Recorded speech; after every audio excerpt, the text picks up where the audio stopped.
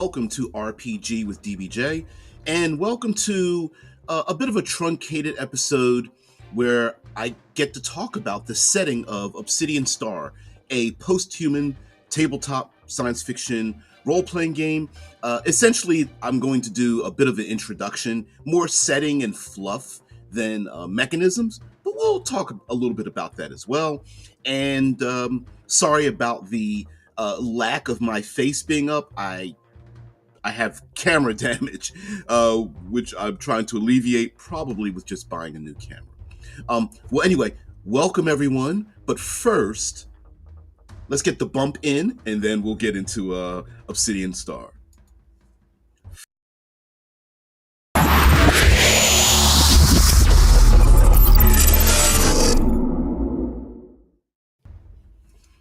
Again, thank you very much for being here, and good morning, afternoon, evening to all that are participating or catching this later. Uh, Maybe I should have an introduction to Obsidian Star, which some people may not be familiar with. Yeah, yeah, I agree. Camera damage is a whole lot better than face damage, although the two almost met together. Uh, yeah. And life is life. So, Obsidian Star boils down to essentially one thing motivating all life in the solar system. Now, this game takes place within our solar system, simply called. Thanks, Drew. Drew, the individual that I need to employ as my muse, as the person tapping me on the shoulder and going tap tap tap, idiot. Don't do that thing. I love it. I absolutely love it. Thank you very much for being mine, Drew. I appreciate it. The solar system, I feel in science fiction, and of course the television show The Expanse takes advantage of this, that our own solar system is an amazing place to be. There are almost 300 known moons that we have in our own solar system. They are constantly finding new and interesting astrological events happening, active asteroids, chemical compounds, and all sorts of things happening within our own solar system. And the growth of leaving Earth in science fiction and moving out into interstellar space often bypasses an interesting landscape that our own solar system is. So this is one reason why I want this to take place within the SIS. Yes, people call it the SIS, the SYS, short for the system. Also, it's known as the Helios or Copernican System for official text. But also, the SIS sounds like the cyst, CYST, like an unpopped, pus-filled bubble. And in many ways, society in our solar system, in this post-humanist science fiction setting, is very much like a cyst. But the big thing motivating everyone in the solar system is water. Water is life. Water is the nectar of life. H2O.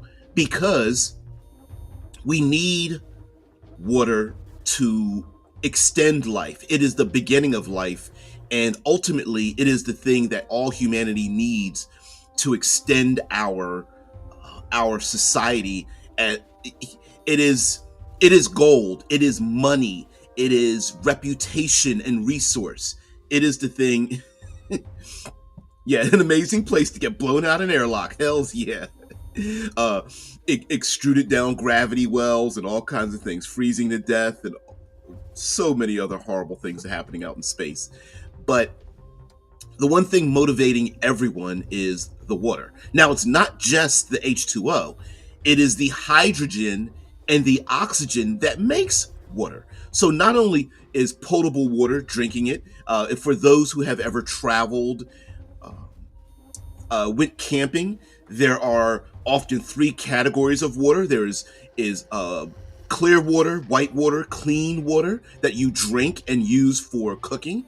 There's often gray water, potable water, water you can use, but you would never want to consume it, but you use it to wash things off, to spray other matter away from you. And of course, there's black water. Black water being where all your garbage and waste, human waste, goes into, and it water is the lubricant of life itself. Yeah, yeah. Society is a pus-filled bubble to present day too. Yeah, very close. Maybe I should start getting these like T-shirts. Let's put a little asterisk: pus-filled bubble society. Uh, but in science fiction, often we see like fusion and fission engines and reactors, free energy for everyone. And while that makes sense, I decided to do a parallel to our own society. We have a oil-based, petroleum-based society. Despite the fact that we also have other methods of energy, we are a petroleum-based society. And the same goes for this science fiction economy. Yes, fusion reactors make more sense, but economies are motivated by supply and demand. And the mass consumption of icy bodies in our solar system is a Mad Max, Wolf of Wall Street. I'm trying to think of other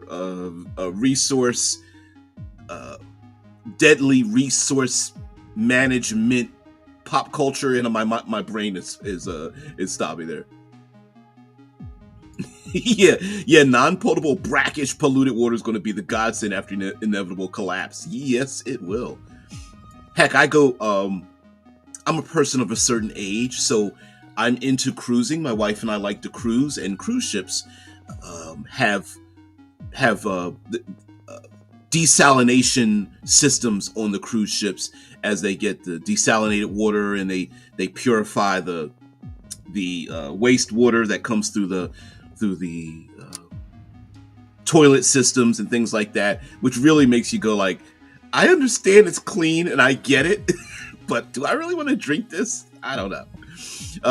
So what I have up here to replace my face is are the planets. I'm on science.nasa.gov, and just have some planets and things of that nature, and different categories of planets that they have, and just describe a little bit of the world in which this takes place.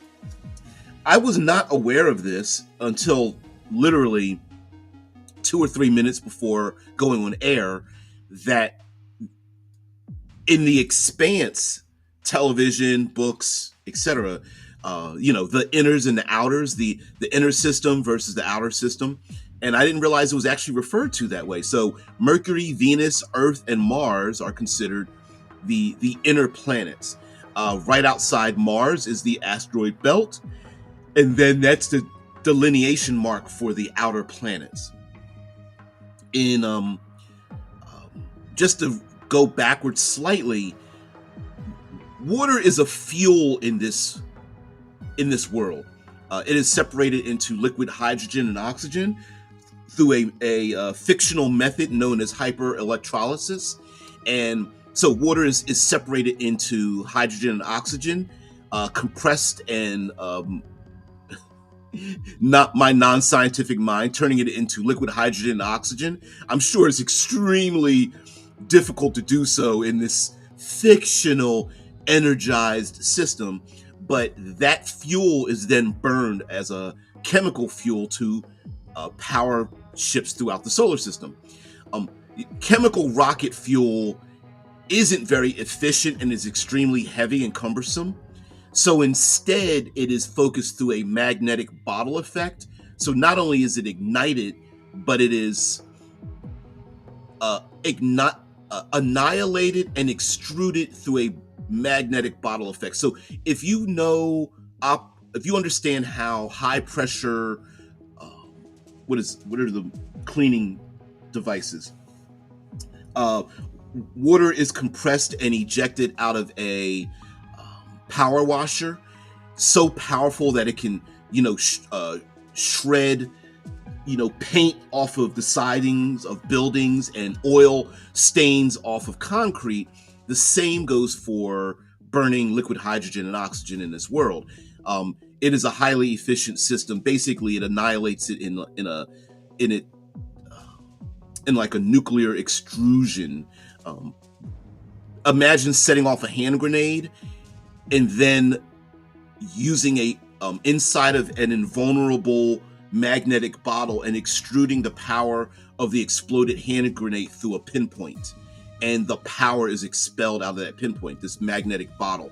And so not only is it annihilated, it is extruded through an extremely tight exit point, creating thrust. So yeah, fiction, but that's how it operates. Okay, so we do have our inner planets. You're so bad.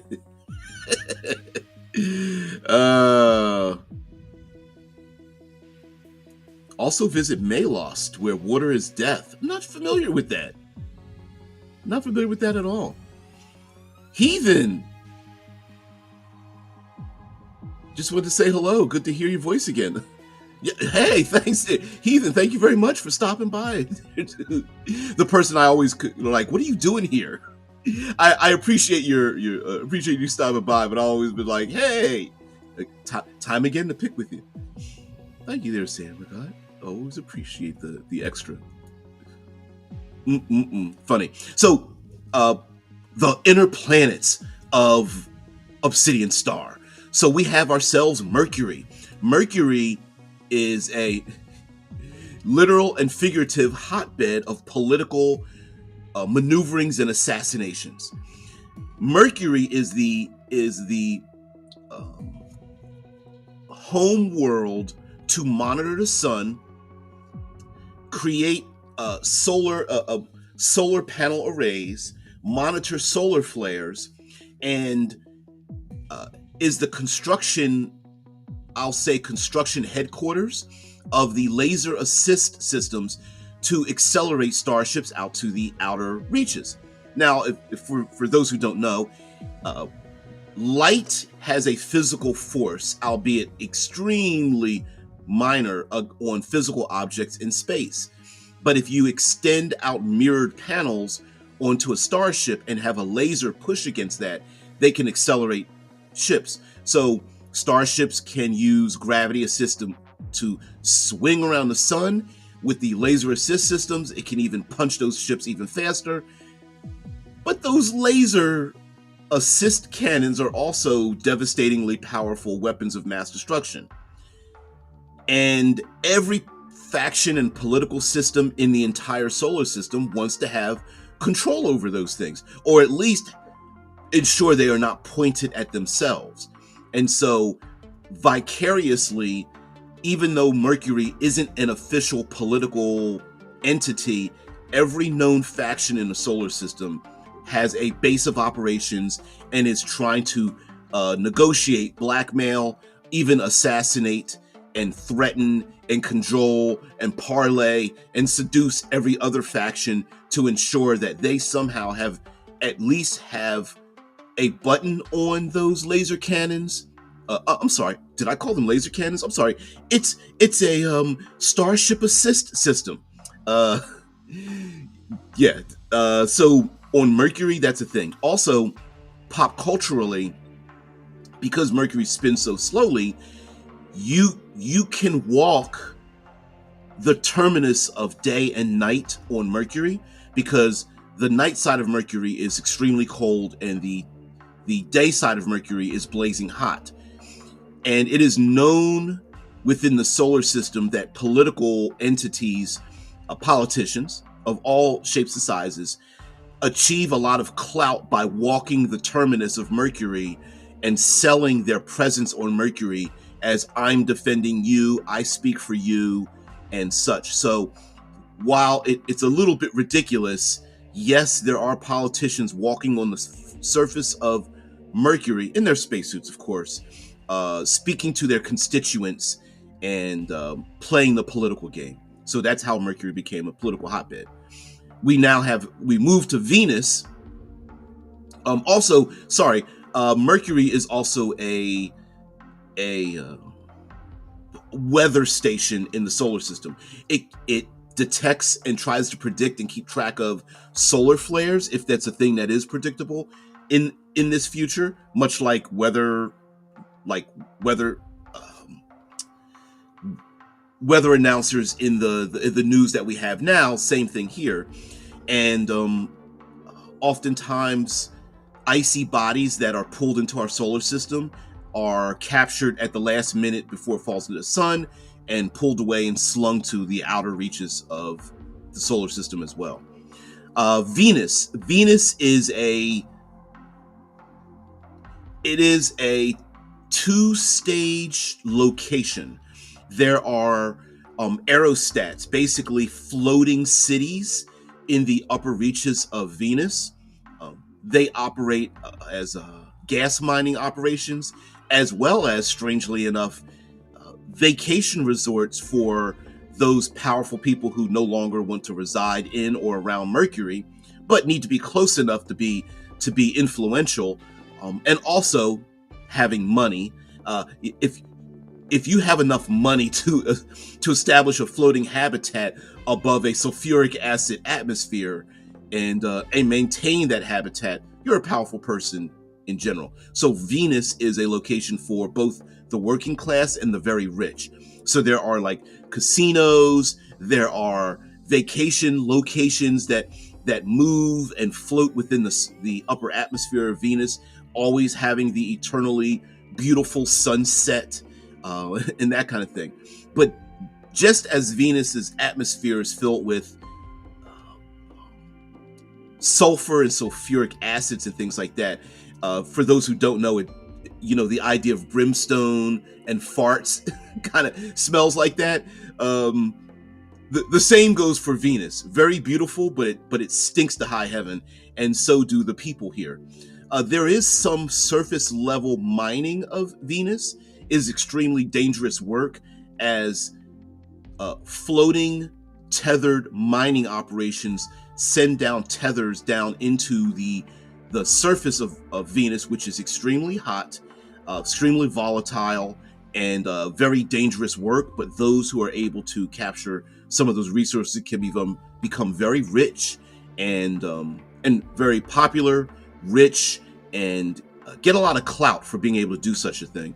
And so some of those people have been able to retire and live in the surface of Venus, continuing the exploitation of the working class that lives and dies within the lower reaches of the thick, dense atmosphere of Venus, to float above Venus and sit back and retire on the labors of those that are around Venus. Venus does not have it has a negligible amount of liquid water resources, so it is absolutely dependent upon the people that live in and around Venus to purchase as much, in other words, steel, as much icy bodies as they can to survive in this harsh place.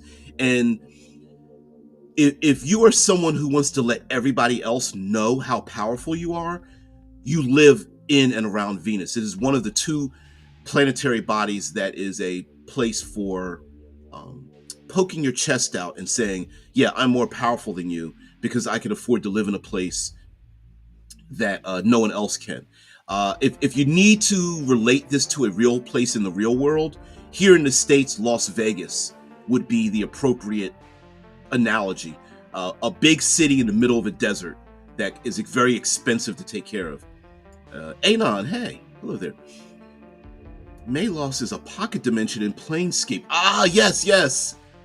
From the scenario Lord of the Worms and Tales from the Infinite Staircase, one of the most truly alien worlds in the whole damn setting. Ooh, I'm gonna have to look that up. Walking the surface of Mercury, 24th century equivalent of getting shot in the ear. I think you mean you mean like all the the bullshit rhetoric that we hear from politicians. Yes, if you want to say that. Yeah. The absolute equivalent of that. Now we move on to Earth. Earth in this setting is called Terra, and it is an aquatic planet.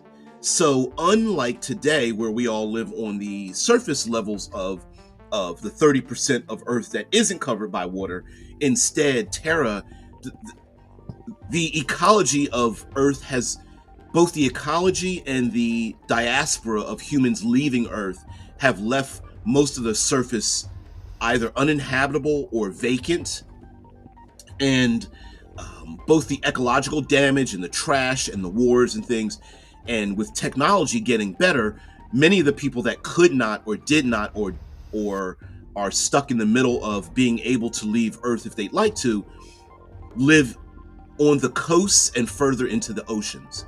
So the vast majority of the billions of people who still reside on Earth live in, above, or underneath the oceans of Earth, and travel onto the lands of Terra to do everything from bring back and return the histories that we've lost, to protecting historical sites of lost cities that are empty, to exploring vacant highways and small towns and things of that nature. So Terra, the word meaning Earth, is actually a misnomer because most of the people live on the coastlines, floating on the surface of, and in the deep oceans of the Earth.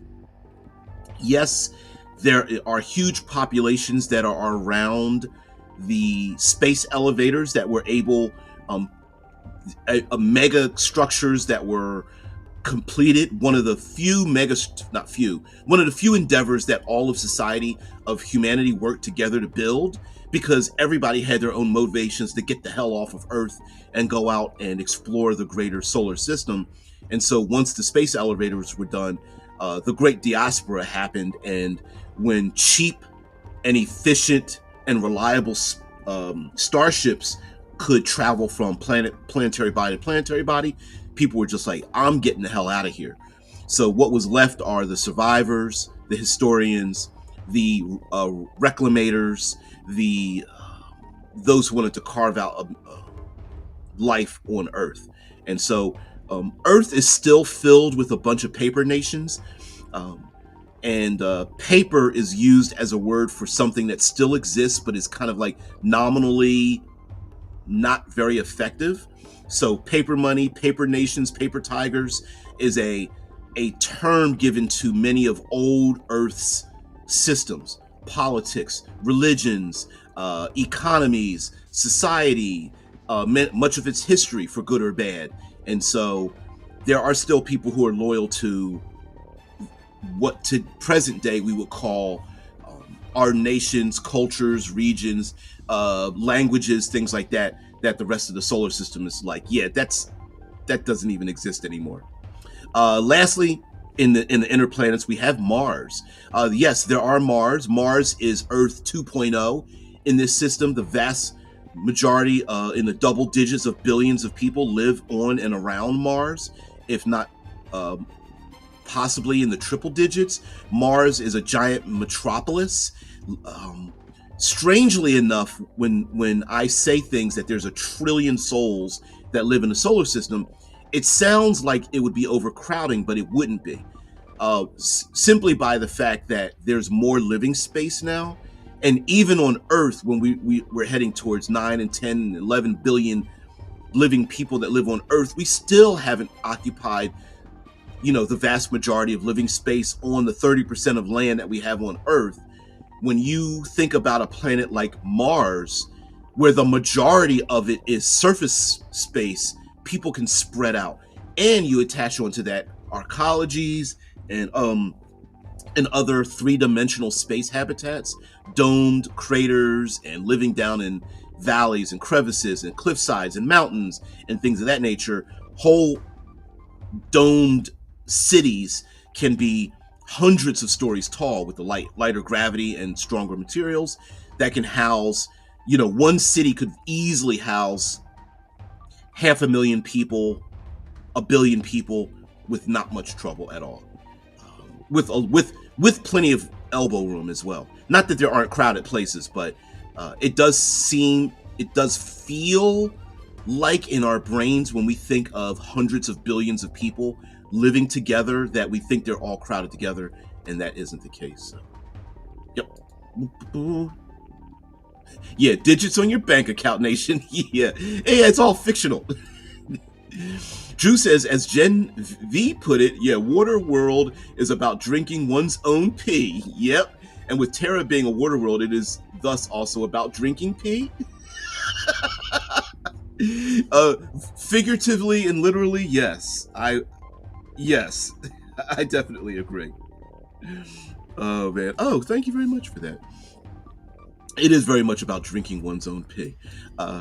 Yeah. I haven't even gotten into like the data cores and where they came from, things like that. But I just wanted to explain this world and how it exists and where it is and why it's so important. Let me move back to the inners, the inner planets. It's the inners. Yes, Earth is a giant water ball, dirty, but it's still a big giant water ball. It does have many natural resources that the vast majority of people who do not live on Earth are very jealous of. It is extremely difficult to extract the natural resources off the surface of Earth, but there are talks amongst many people, especially those going all the way back to Mercury, talking about annexing Earth for use from the other societies in the solar system, essentially turning Earth in strip mining away the resources of Earth. So the people who are still left on Earth are like, hell no, you don't get to do that. But Earth isn't very important anymore, politically, economically, militarily, anything like that. I also haven't mentioned the fact that along with the stellar bodies, there's probably 5 to 10 times as many artificially created space habitats. So like around Mars, I would gather there are probably 50 to 150 space habs floating in some form of geosynchronous orbit around Mars itself. Just for various things, from everywhere from national security to scientific endeavors, manufacturing, space travel, vacationing, private habitats for the rich and famous, and so on and so forth, medical labs, all that kind of stuff. So along with our planetary bodies, we also have a lot of other things, extra solar places to live. There's also one other problem in the solar system that Earth created and then was extended to some of these other places, especially within the inner planets, and that is Kessler syndrome. For those who don't know, Kessler syndrome is, to simply put it, debris that we created orbiting the planet. Yes, Earth has a ring. In real life, Earth has a ring around it.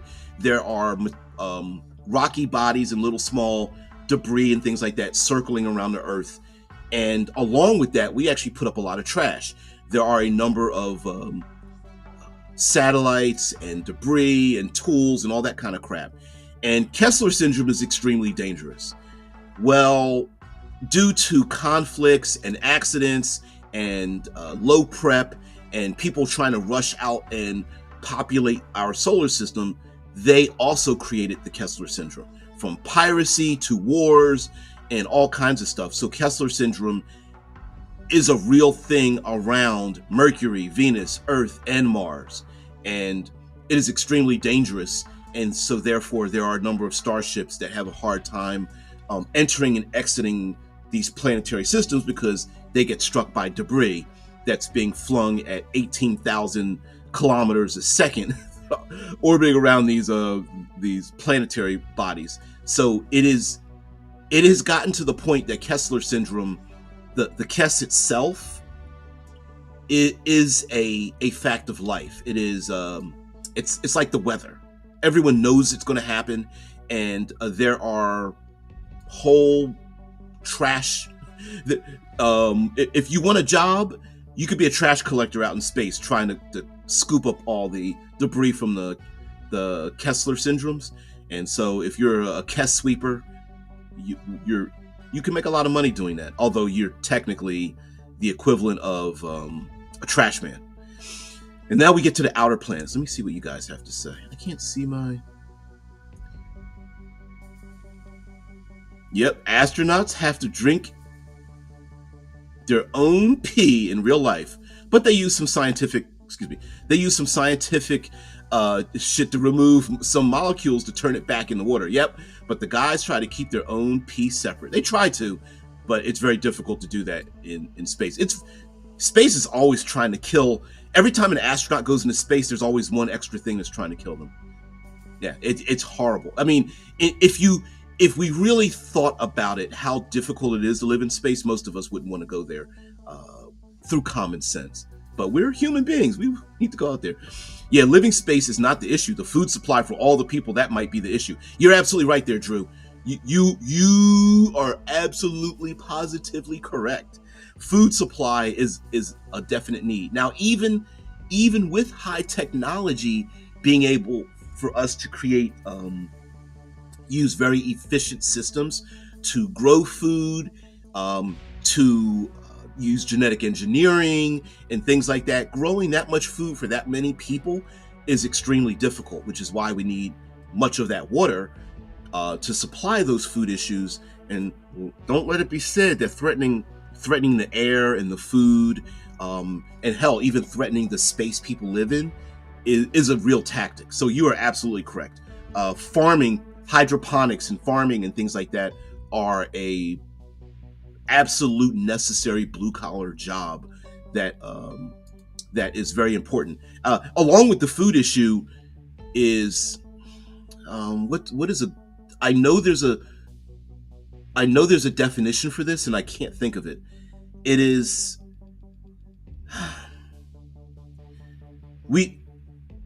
human beings could survive on nutrients alone, but we can't, because we need to eat and feed and drink. We need to have food variety and variety of ways we consume food, which is why people can't just drink nutrients to survive. For short periods of time, we do it, of course, like in hospitals and things like that. But we need food chaos. I don't know how to describe it, and so that's a very important cultural job, cultural peculiarity. Like, and anyone who is an astrological chef is very important in this world. If you can make bland stuff edible and make it interesting and stuff, people will love you. They will kidnap you to keep you. They will kiss the feet you walk on if you are an astrological chef. Yeah. Speaking of Kessler syndrome, in the Obsidian universe, did the people of Earth start shooting garbage into space before they became capable of serious space travel? Yeah, because I think we've already been shooting garbage into space first. Now, did we, are you thinking like trash bags full of stuff? No. Usually it came from, like I said, conflicts, shooting other people's satellites down, unreliable spacecraft and habitats in space breaking apart, people who didn't care, like, hey, I'm leaving Earth, I don't care about the trash I leave behind, that kind of stuff. Yeah. Yes, we are wise to the Kessler syndrome now, but it doesn't mean that certain countries wouldn't shoot trash into space anyway. I agree with you on that as well. I mean, listen, if it's if it's about me, what do I care about what I leave behind? So if I'm being dumb, in The Expanse, remember the space Mormons in The Expanse who wanted to leave our own solar system and do 100-year journey? If I'm the space Mormons and we're leaving Earth and we leave behind, I don't know, 35 empty thruster cannon, fuel pods behind because we're leaving. What do I care? If I'm leaving, I don't care what I leave behind. And so I'm sure a lot of that is as well.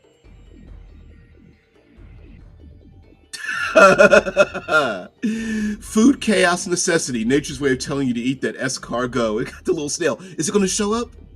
Yay! The little snail showed up. I don't know if. Oh man, could you imagine everyone's just like, gulp, I gotta eat the snail, yuck. I did bring up the fact that insects might, I would love if insects replaced other proteins like chicken and beef and fowl and fish and that kind of thing, that insects become the new thing in space. So there are all kinds of like weevils and roaches and honeybees and so on and so forth, locusts and things like that as the new foods. Broken AF Games says food issues would not be hard as long as you could change what people perceive as food. I agree. That's why I was thinking about the insects being a staple of food in the future in this hard science fiction posthumanism. A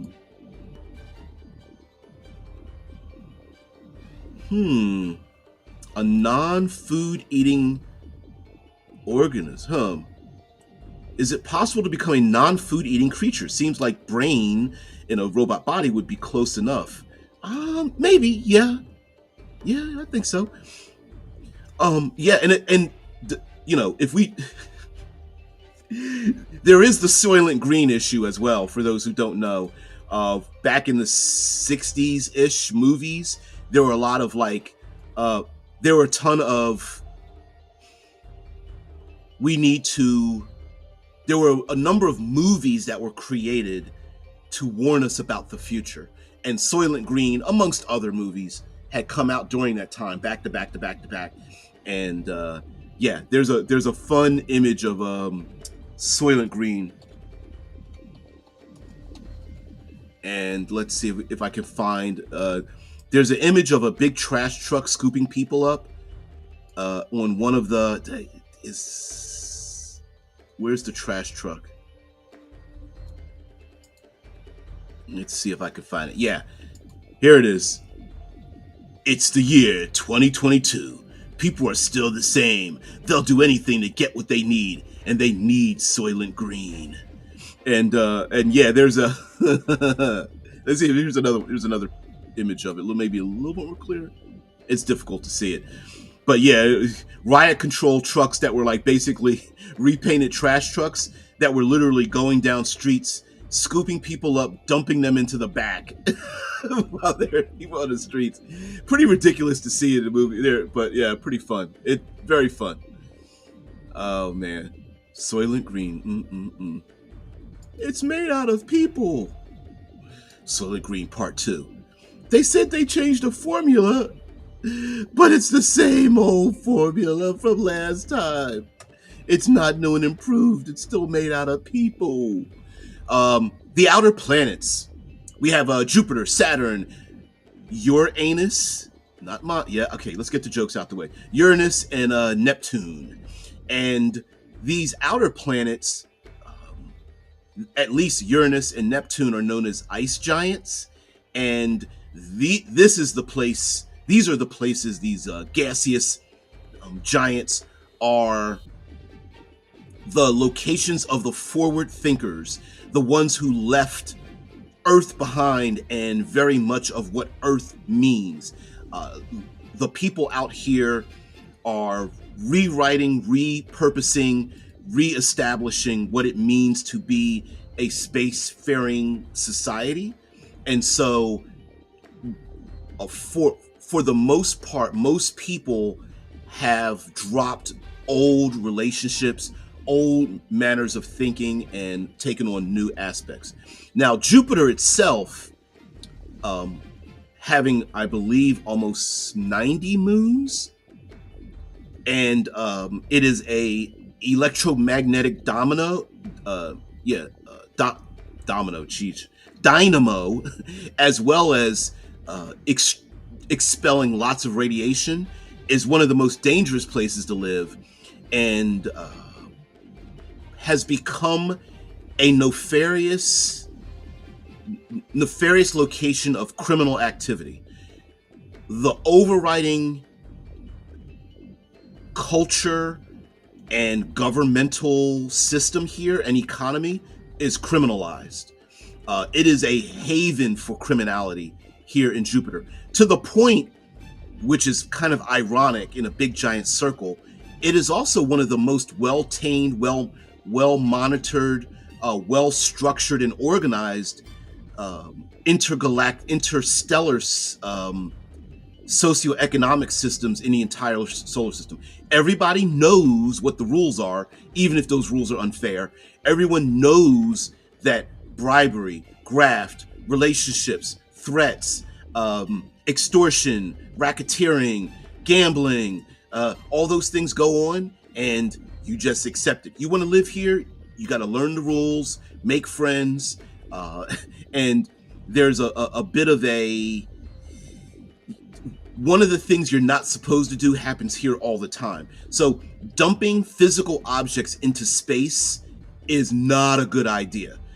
The idea of having funerals in space, or an enemy that you put in an airlock and dump them out into space, or opening up an airlock to expel garbage into space is not a good thing. You're just adding to the Kessler syndrome. So for every human being you dump out into space,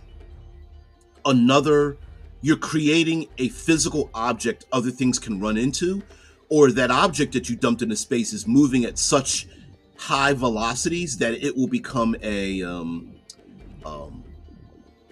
it will gather momentum, and maybe momentum isn't the correct word I'm using. I know I'm incorrectly using a measuring speed and force and vector, but essentially, if your ship is moving fast, and it probably is, and you don't feel it, and you dump someone else's body out into space, you're basically creating another impact point for yourself or something else. So yeah, that's a big faux pas. And so around Jupiter, it's the opposite, because people are constantly being kicked off of moons and space halves and starships and being thrown into Jupiter's atmosphere to perish and die into it, to the point where it's become a tradition of sorts to take people over the big red spot and dump them into the planet as a form of punishment, threat, messaging to other people to do what we say. And many of the moons and space habs and things like that are on in and around Jupiter are focused on a particular type of criminality. So the drug trade on one planet may be one place, and then you find like human trafficking on another place, and then there's another place that buys and sells people's memories, and then there's another location. And so yeah, if you find a need and fill it in Jupiter, and even illegal experimentation and things like that happen in and around Jupiter. And it's very difficult to police Jupiter, because Jupiter in effect is almost its own solar system. It is so busy and has so many rocky moons and such that it is kind of its own neighborhood.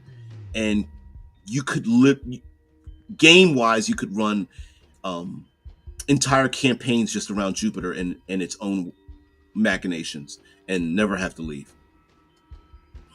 And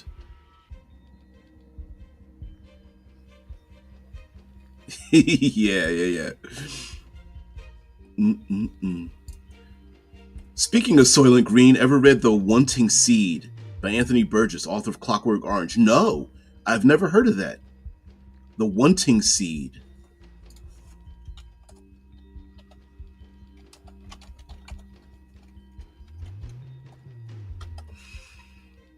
It's a dystopian novel by English author. Okay, Anthony Burgess, written in 1962. And 1962. It seems that it's that point of history. Speculative fiction. Many people were writing at that time. Kurt Vonnegut and a bunch of different writers. It kind of rose to that era just before the 70s. Okay. Huh. Hmm. Significant portion of the book is a condemnation of war.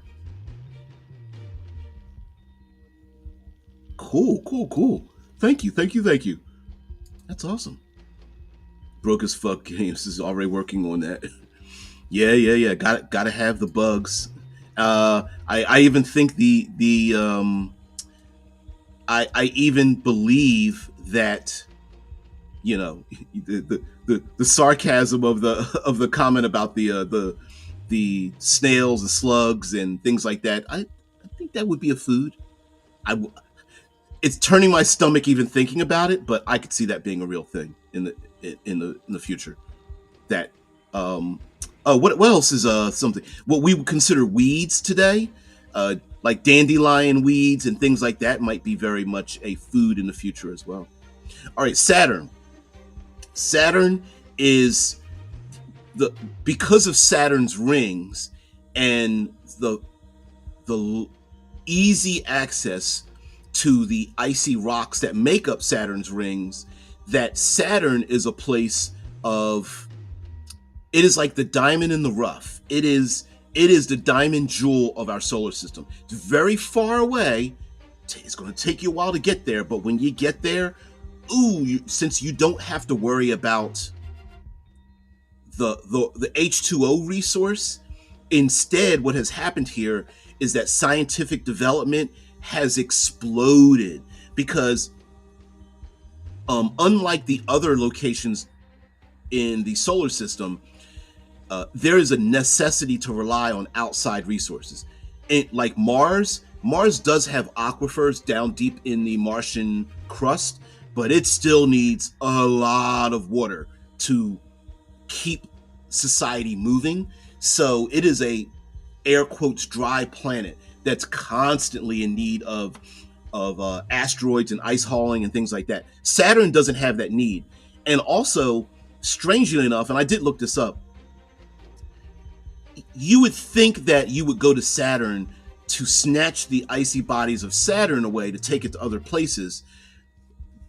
And yes, that does happen and is happening, but the size and shape of the icy rocky bodies that make up Saturn's rings isn't that, it's more spread out like pebbles rather than giant near rogue planet sized icy bodies. So while it is an easy resource for the people that live around Saturn, it doesn't make much financial and it doesn't make much sense time-wise and financially to gather the ice from the rings and take it somewhere else. It's actually better to go further out to get a much larger sized icy body, like a comet or something, and then haul it back into the system. Which I didn't realize that, because I was like, Saturn would probably be the place they'd want to strip the rings off of it, but no, that's not a real thing. Well, it is a real thing happening in and around Saturn, and so with not having a huge need to survive on outside resources like water, that instead is being consumed by the people that live here. So the standard of living around Saturn is extremely high compared to other places. And so now that survival isn't at the top of the list, other things are possible. So around Saturn this is the second place where the rich and the famous and influential live, as well as a mecca for scientific development of artificial life and intelligence and things like that. So if you're someone who is a awakened AI, a scientist working on a new development, someone who's found one or many of those data cores and is trying to decipher or analyze the information involved in things, this is the place to go. If you want information, if you want knowledge, if you want to craft new things, this is the place to come to go. Saturn is the place to be. It has also replaced Mars as one of the top locations where construction of starships happens as well. So it is Saturn. Very far away, yes, but once you get there, it feels like a utopia, or you may be fooled into thinking it's a utopia, but there are other harmful things happening here as well, mainly because with unrestricted scientific development, human rights violations and things like that are happening all the time, and people just look the other way. And then we have Uranus and Neptune, and then we'll get out of here.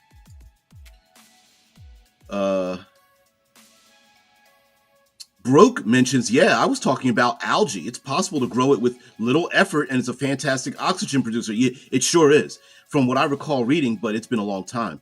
I absolutely agree with you there. Algae, fungus,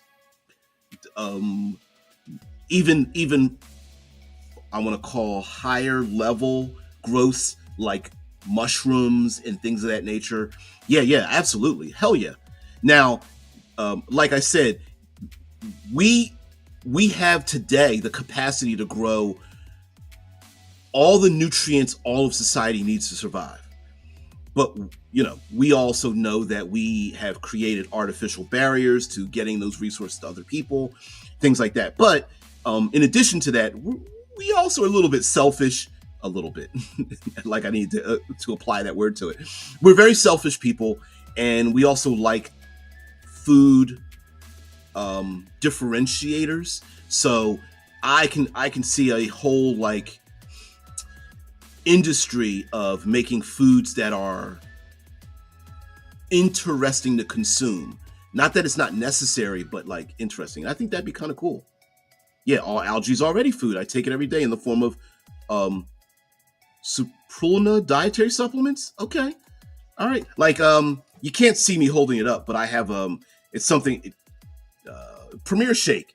It's it's got the protein in it and nutrients and things like that I drink. I've got one right now. This is a very simple thing to do. Absolutely a future food, right? And so yeah, please don't threaten food sources. By the way, I had been thinking about what crimes in the future would be in this setting that we would normally not consider a crime or wouldn't be that dangerous in other places.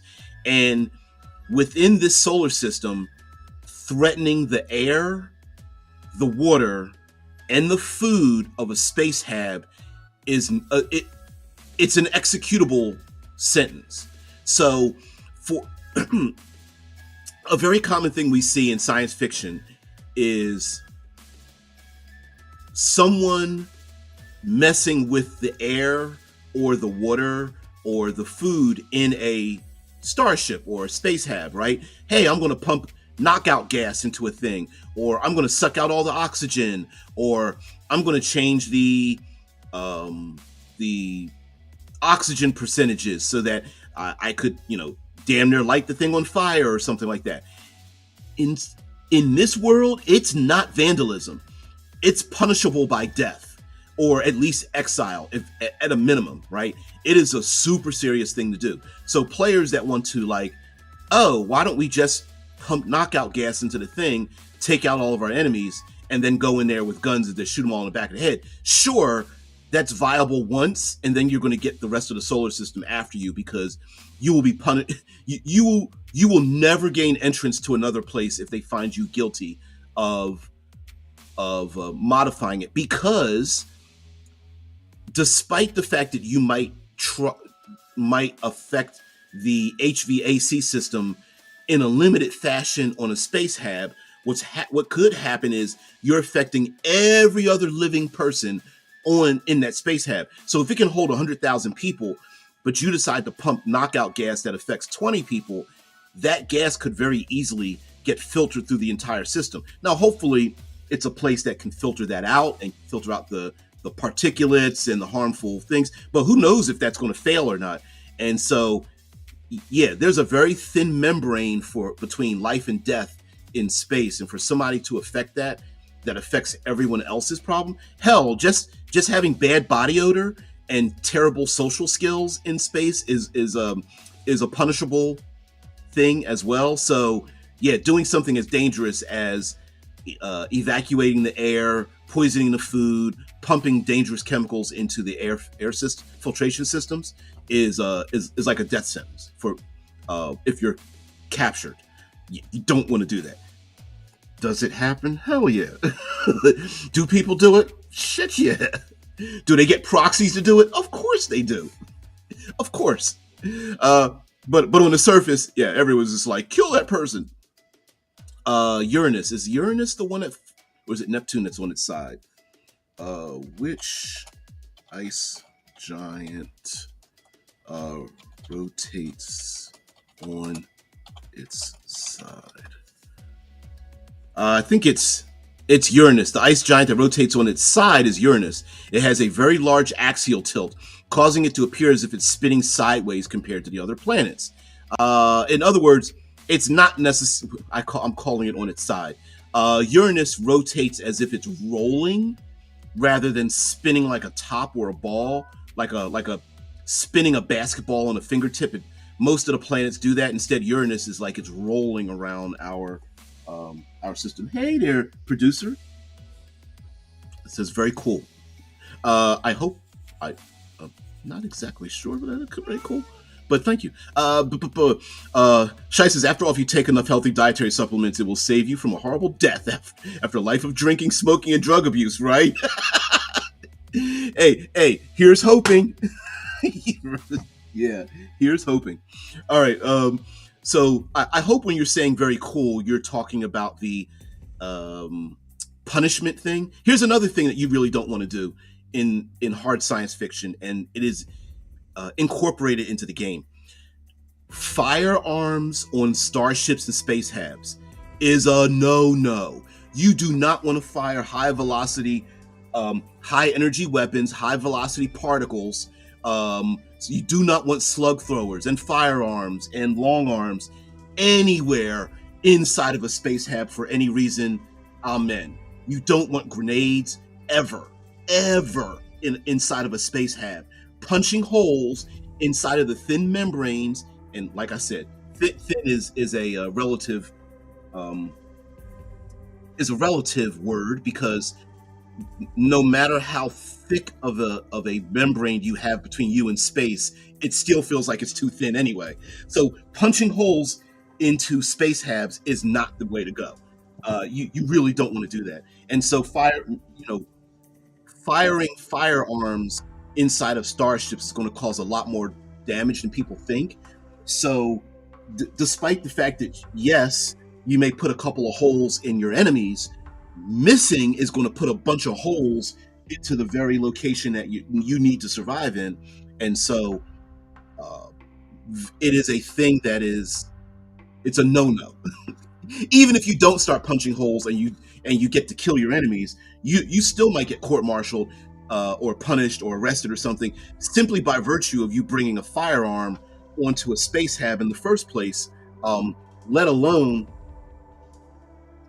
firing it off. Now, do people do it? Hell yeah. Are there black market? Yeah, black market? Hell's yeah. Are there going to be running gun battles on space habs and starships and stuff? Of course. But if you don't want to instantly get caught before your mission even got started, you're going to need a non-lethal weapon, and most non-lethal weapons are sonic weapons, electrical stun weapons, splat guns that shoot cables or goo after opponents to trap them. And there are low velocity flechettes that are used that break apart on impact, so they are low velocity, like a needle gun more than a high powered firearm. But those are the few items, and of course, anything and everything that's hand to hand is a whole lot better than firing firearms in starships. So.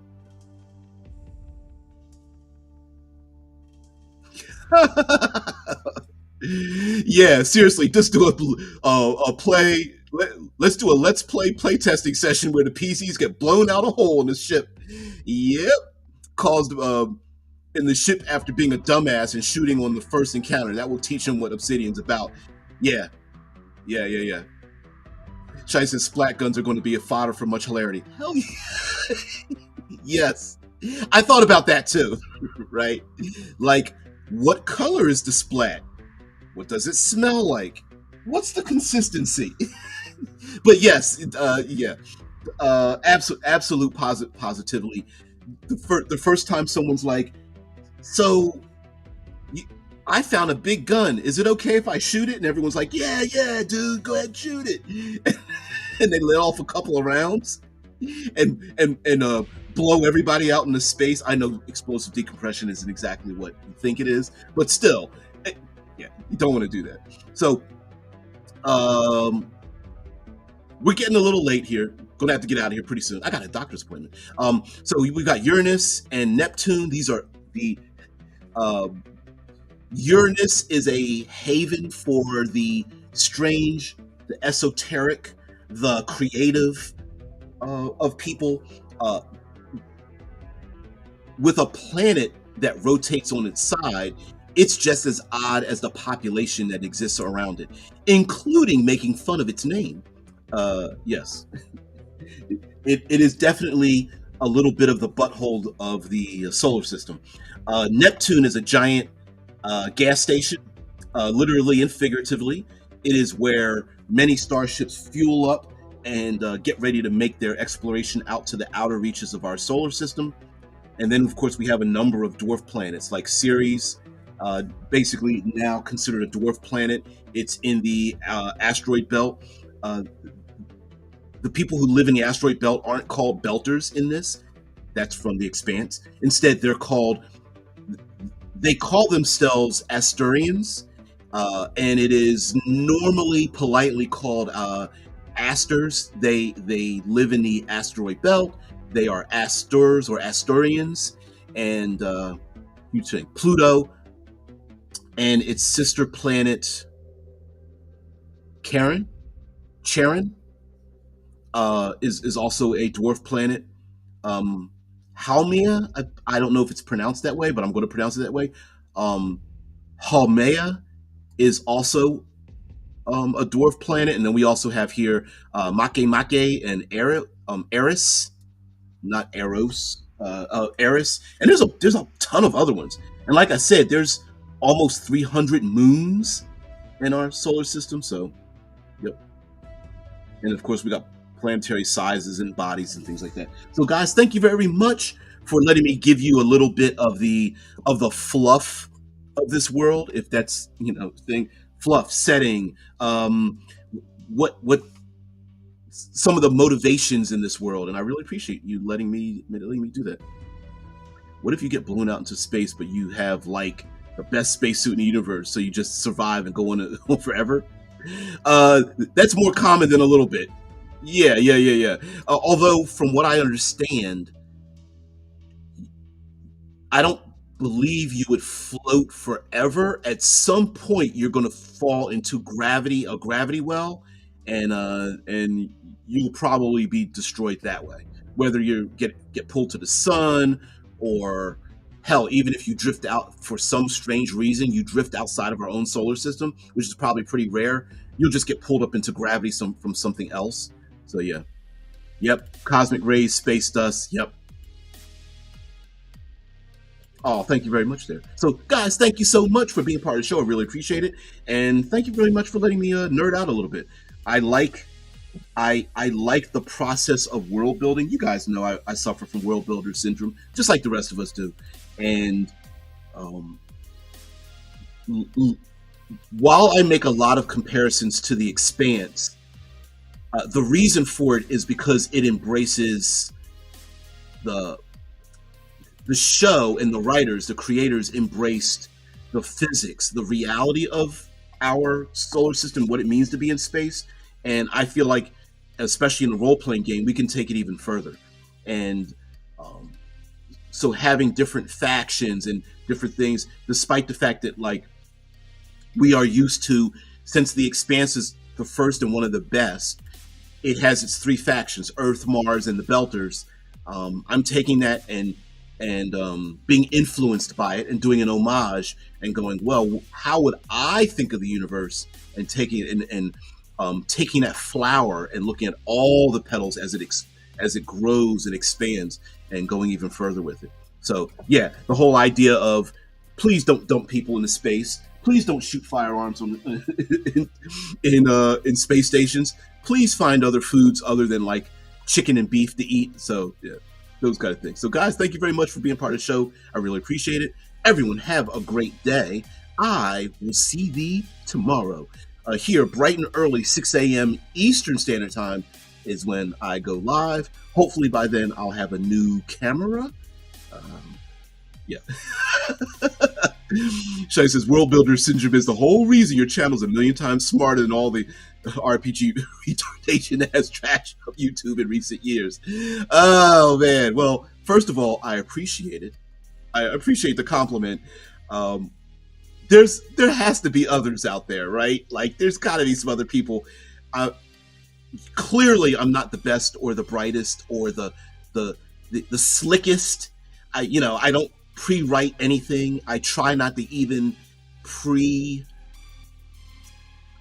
educate myself. I like to be inspired at the spur of the moment, and you guys help me do that. So I really appreciate that. I really do. It's like my morning coffee. It literally is my morning coffee, because after this I go to work. So it gets me started. So guys, have a great one. I will see thee later. Let's do our big call to action at the end. Yeah. What would Andrew do? Yep, he's the other one. Yeah, I wish he hadn't.